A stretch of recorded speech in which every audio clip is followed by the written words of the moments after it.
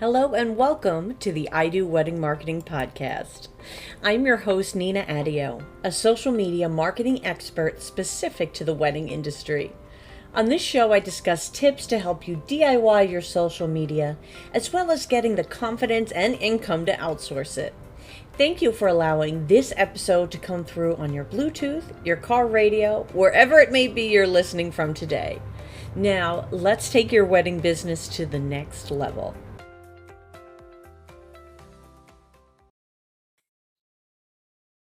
Hello, everybody, and welcome back to another episode of the I Do Wedding Marketing Podcast.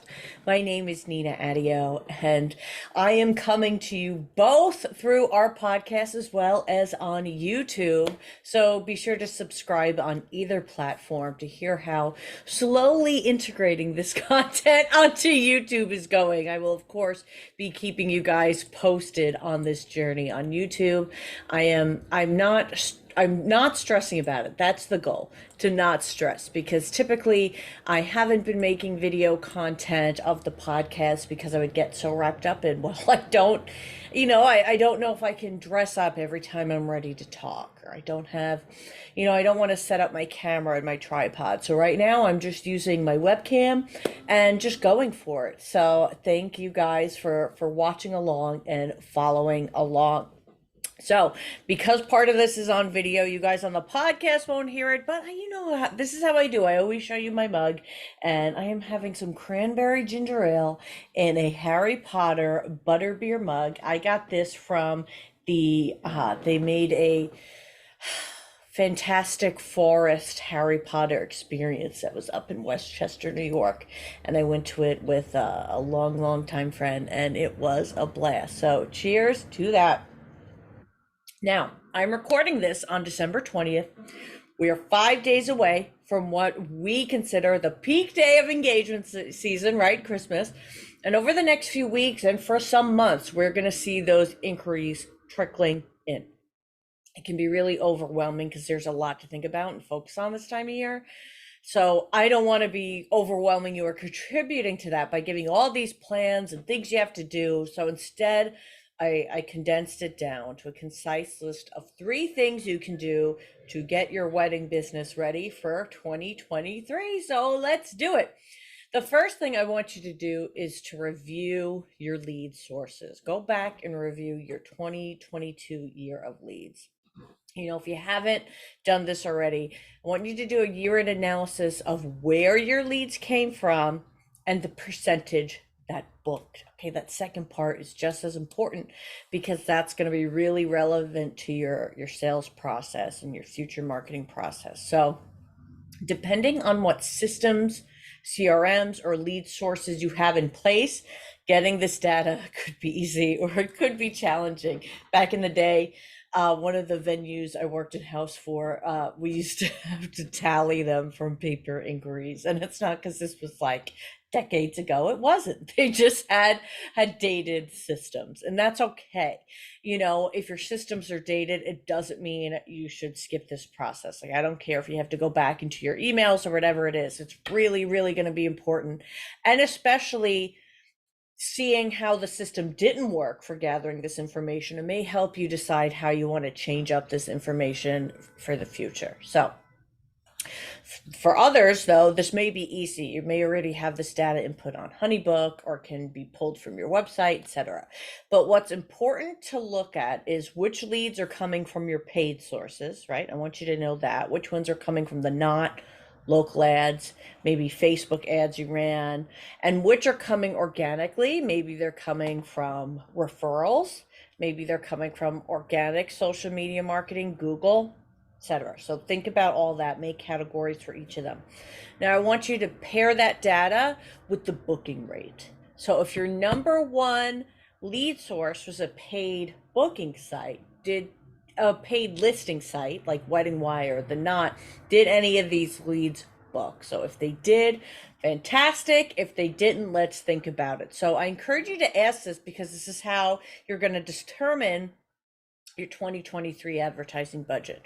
So let's say if you spent $8,000 a year on a digital listing site, Maybe it was a local one, maybe one of the bigger ones, doesn't matter. Just, look at how much you spent. Let's say you spent 8,000 a year on a digital listing site. You got 30 leads, awesome, but zero booked.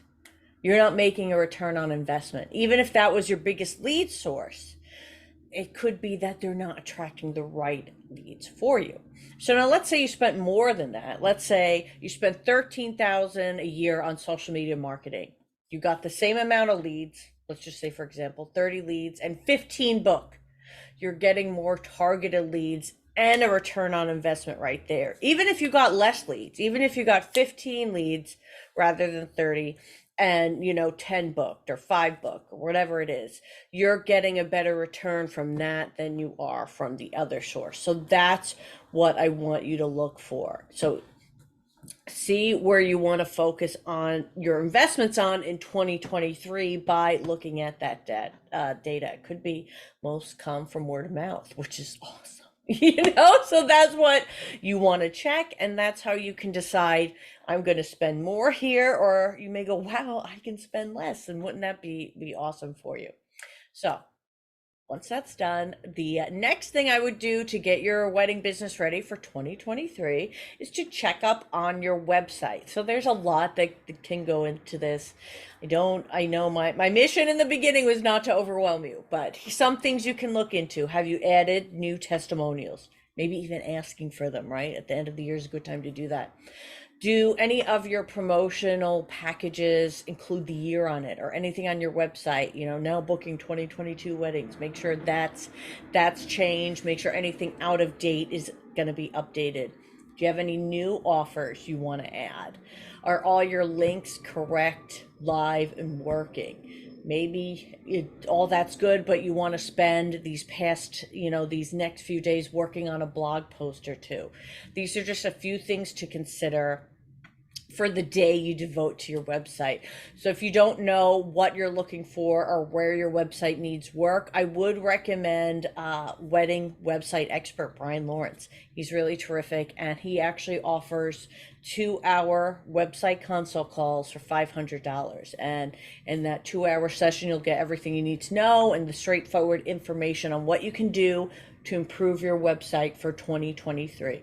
So that's Brian Lawrence Weddings, and that's something I want you to consider because I speak more in social media rather than websites. So that's a source for you guys.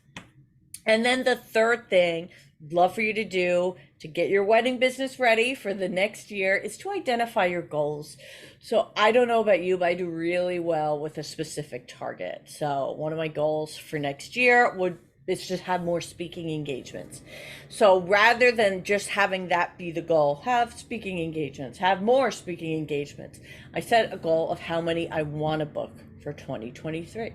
So for me, I'm starting small, 6. Okay, so that's 1 every other month. I already have 2.